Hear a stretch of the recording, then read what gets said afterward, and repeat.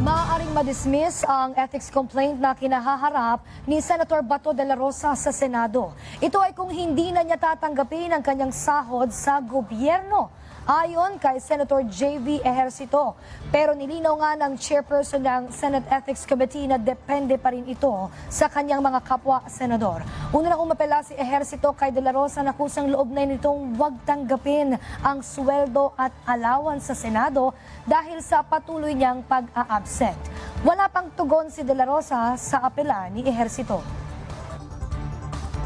It might be basis for the dismissal. Kasi nga, kung talagang hindi niya natatanggapin yung sweldo niya, sahod niya, allowances, so wala nang basihan yung complaint. Kasi bawat empleyado ka ng pamalaan, malate nga lang, mag-absent. Lahat naman tayo, kahit sino ordinary empleyado, kinakaltasan. No? So, kaya lang siguro yung mga sumulat ng mga senators doon, hindi naman na-foresee ito na mangyayari ganito. So, kaya kailangan amyendahan talaga yung rules.